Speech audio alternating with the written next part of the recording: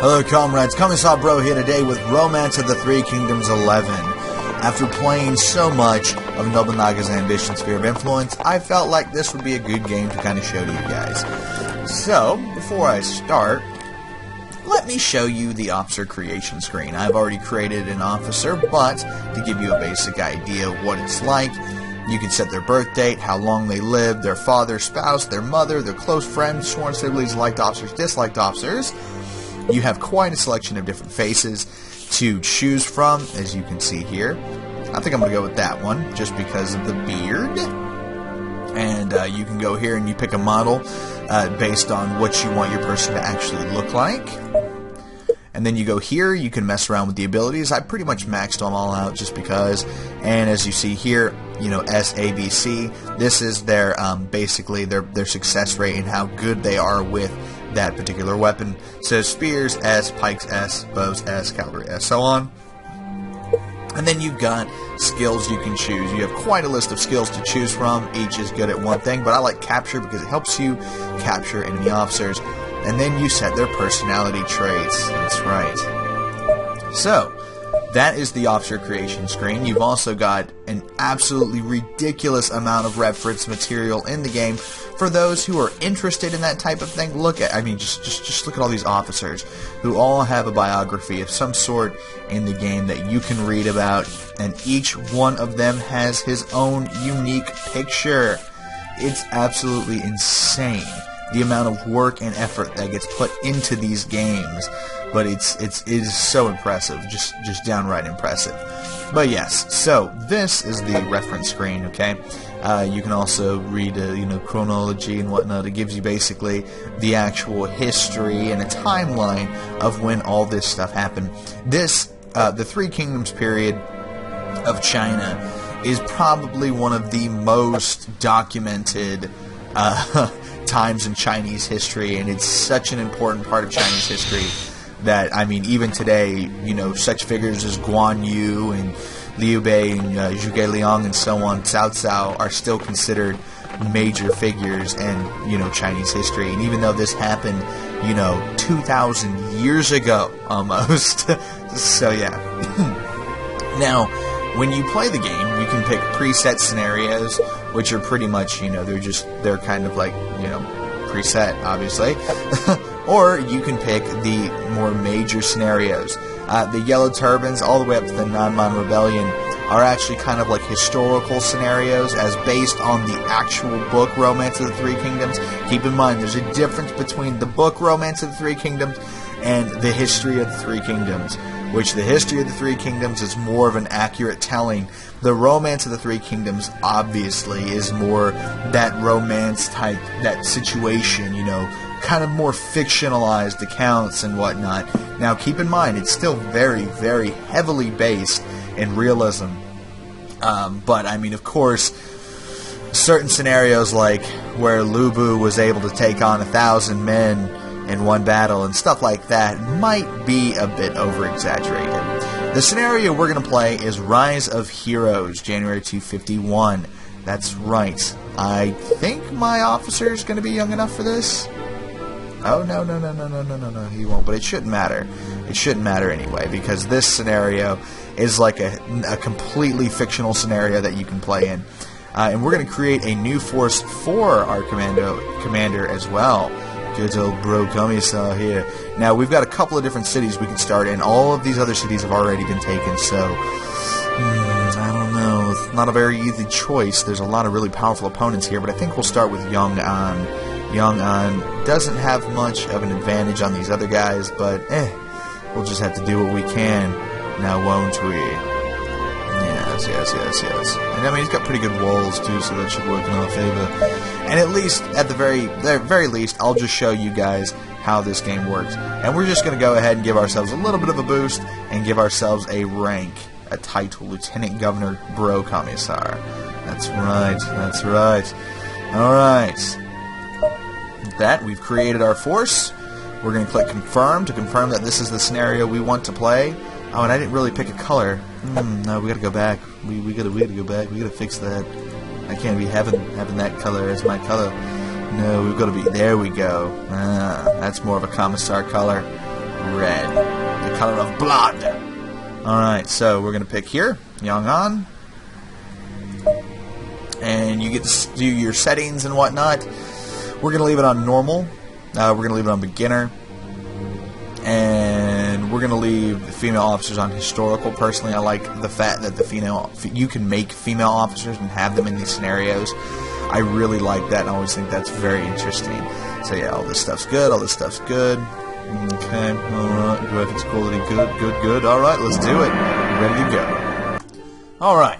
So here we are in the game with Yong'an. I will say my game crashed because I changed the resolution. So I went back and went ahead and added myself a couple of custom-made officers just so we don't get crushed immediately. Because I did not realize initially that we are surrounded by Liu Bei, who has 39 officers, and right to our left over here, Ding Ai, who has 8 officers. So basically we just kind of evened it up a bit. We still don't have more troops than either force, but at least now we won't get crushed immediately. So, with that out of the way, the best way to start this game out, at least from my experience, is you go ahead and you start developing. You have a couple of different buildings to actually build in this one. You've got the market, which obviously gets you gold, the farm, which gets you food, barracks, which allows you to recruit troops, smith, which allows you to produce spears, pikes, crossbows, stable for horses, workshops for siege weapons like rams, juggernauts, so on, shipyards, ships, obviously. The mint and the granary both operate as basically buffs. So you can take like a mint, and you can build it. Let's say if I build a market here, and a market here, and I build a mint right there, it counts as excuse me, basically it would count as one market, 1.5 market essentially. Like, let me just go ahead and show you. So what we're going to do here is I'm going to build a market here. Yep, I'm going to build one there, and I'm going to go ahead and start building another market right here. And we're going to end our turn because that's the only action points we have right now. Every action, whether developing, recruiting, or so on, or building weapons, or just looking for people, it all costs action points. So even if you have enough officers to do it, you've got to make sure you have enough action points to do it. 9 times out of 10, action points are only about 20 per action, but when it starts getting to certain things like diplomacy or research, it takes more action points, so just keep that in mind. This will conclude the turn of Commissar Bro. Alright, boom. So we finished one turn. As we saw, our guys are over here building still, so it won't be finished till next turn, but our action points have replenished. We have 48. All of our people are currently active in building this market, though, so there's nothing we can do this turn anyway. There we go. Alright, so we've completed one market, and the other market's still being built, so we can go check out something else in the meantime. Well, actually, what I'm going to do is I'm going to take that market, or the mint, and you would build it right here. Now, keep in mind, building stuff takes gold as well. You can see how much gold a city has right here. As you can see, it says 3,200 gold. Keep in mind, each city has a different amount of gold, and you don't have an overall pile that you choose from. You have to actually say, for example, I move my army out of Yong'an and manage to take over Jiangyang here. You can see that it's got 5,082 gold. So, what that would mean is if I want to move my gold from there to there, you would literally have to transport it manually to the new location. And you got to be careful because enemy officers can and will attack that. So just FYI. Alright, one other thing that's always really important to do early on is to give yourself a strategist.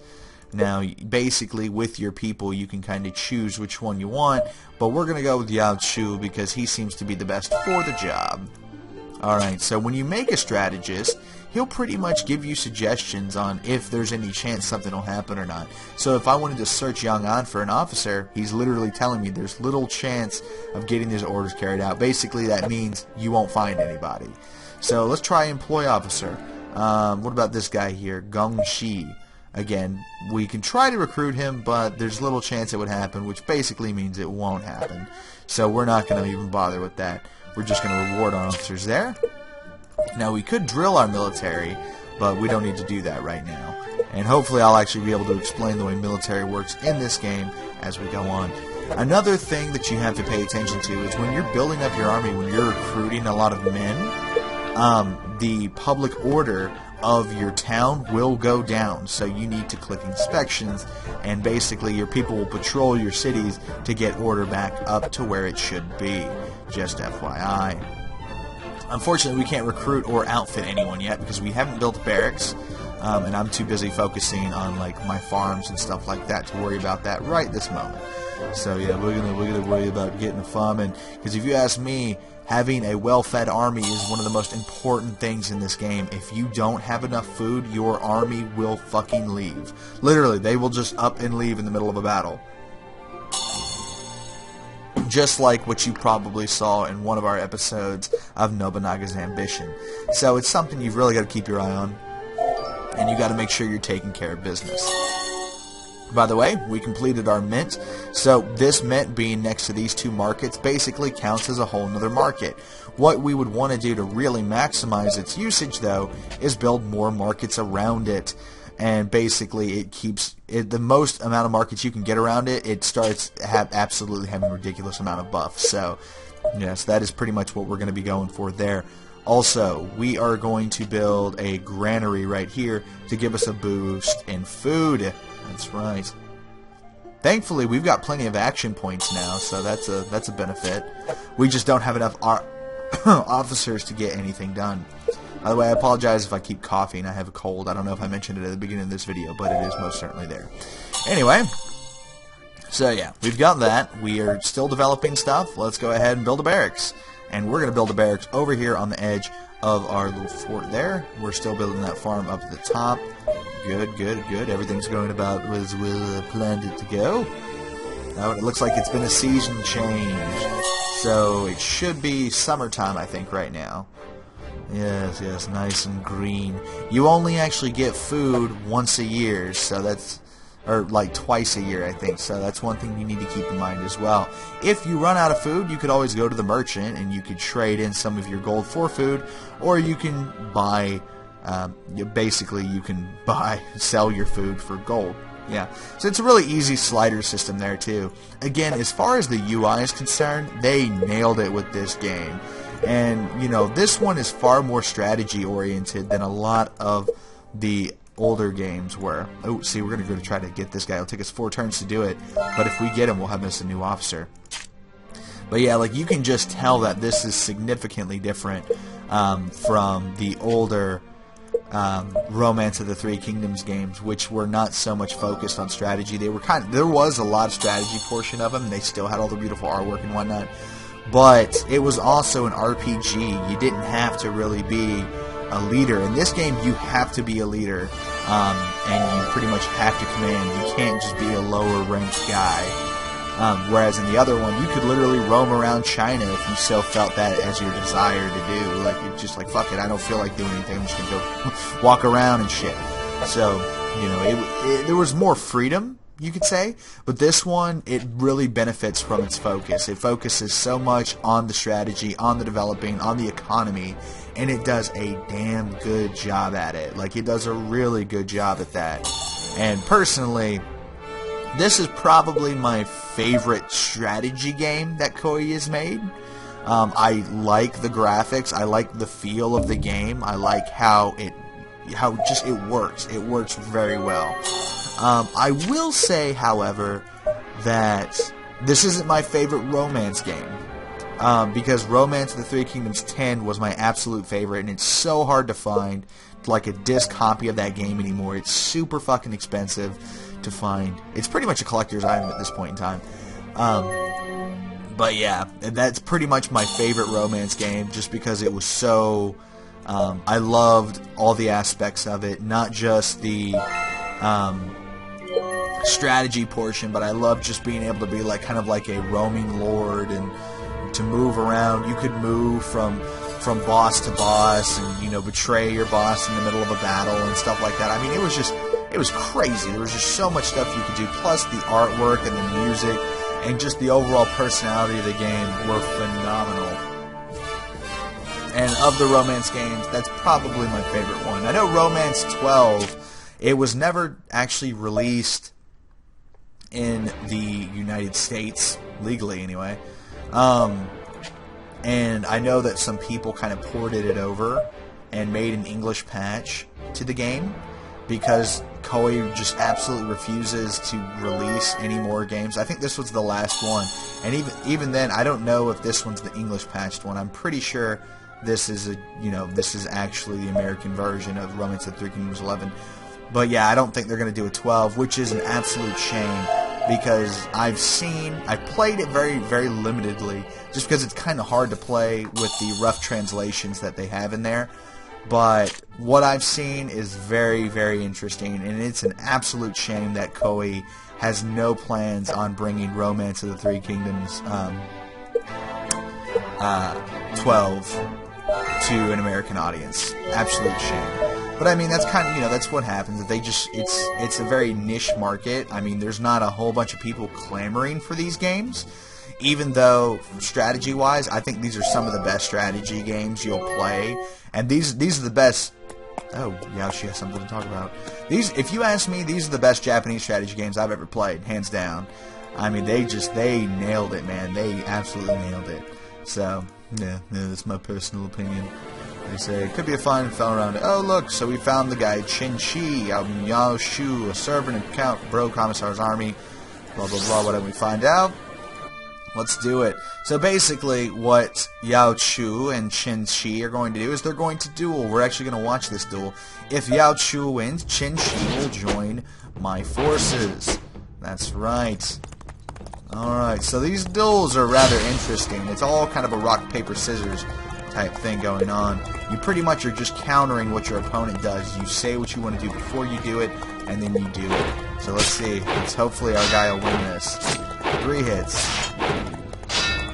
And then see, now we can actually say, alright, well, I want you to focus on defense. So then he's going to start focusing on defense. But still, he's beating Qin Shi's ass. Wow. Goodness gracious. Oh, blocked. Your strength against the rise. I bet it does, you old punk ass. Special him. Mortal blow. There we go. Boom. We won the fight. Okay. Yeah, looks like I win. Nice. 9 times out of 10 I skip those because I'm not very good at them. But yeah, that was a duel. You also have debates. And you also control battles. The difference between battles in this game and battles in any of the other Romance of the Three Kingdoms games, this one is right here on the campaign map. You fight the battle in turn-based fashion, you move your troops, and you attack. It's all very, very smooth. In the original ones, you would go into kind of a battle screen with its own map and whatnot, and you would fight the battle there, which was still interesting. I mean, and see, that's the thing about these games. Even though you'll play like the sequel is generally a lot different than the predecessor. So you're playing a different game every time. So it actually, you find a benefit in wanting to go and play the other ones as well. And that's kind of something that I've experienced as well. Again, my hankering to want to play Romance of the Three Kingdoms 11 again. Or 10 again. Jesus, I want to play that game so badly. But again, it's just I cannot justify spending as much money as it costs. So, it's a shame. But, hopefully one day I'll be able to afford it. Anyway. So yeah, this is kind of the gist. This is literally just me starting out. I haven't really done anything yet. My target, who I'm actually planning on attacking, would be Jiang Chul there. But unfortunately, we don't have enough men to do it. Like, I mean, our army's just too small. I would probably want to get significantly higher, probably around 35,000 guys. And so recruiting's simple enough, though, as you've seen. I mean, you literally just... Alright, turns down. You just click city, you go to recruit. It tells you how many guys you're going to be able to recruit. It costs 300 gold, it costs 20 action points. Bam. So that's how many I just recruited, but my order went down. So I go here and I do an inspection to make sure that order maintains. And even then, what's great is your empire starts to get big, you can actually start assigning the CPU to take over for you, so you don't have to worry about it. Okay, there's a famed hero, Wulan is in there. I thought I might seek him out. Oh, seek him out. We could always use more people part of the Commissar Empire. Wulan, there he is. Who, me? I'm servant. Would you consider blah blah blah? But is it your army? Get me on. Why don't we have a duel? That's okay. I won't watch this one. No, I'm not gonna watch this one. Let's hope. Oh, she won. Good, she won the fight. Perfect, perfect. Alright, so now we have another subordinate officer. Good, we're getting plenty so that when we take over Jiangzhou, we'll be able to actually show that off. So, I think this is where I'm going to end the video. I'll probably do a second one just to show you guys what the fighting looks like. I hope you guys are enjoying this. I hope, you find at least a minute amount of interest in what I'm doing here. Personally, I love these games. I think they're great games. They're very beautifully crafted as far as it goes. There's a lot of love put into the romance games, and honestly, I've been a fan for years. So it's no surprise that Nobunaga's Oda, when that came out, Nobunaga's Ambition, when that came out, I'm just like, oh, I've got to get this. And it's good. Don't get me wrong, I like it, but it's a little simplistic, I would think, because even this is simplistic, but there's more stuff to do. It feels like in Nobunaga's Ambition there's not a whole lot to do, and you don't have a lot of control over the battles and stuff like that. You kind of just got to let them play themselves, which is rather disappointing. All things considered, I mean, yeah, you've got the in-depth battles, but I mean, it's hard to explain. Again, in the next episode, you'll probably see what I'm talking about when I start really showing off what the battles look like in this game, as opposed to Nobunaga's Ambition, and why I kind of like the battles a bit more in this one. It just feels, it's different. It's different. You'll see what I mean. But anyway, this has been Commissar Bro. I hope you've enjoyed this, and I hope to see you next time. See you later, guys.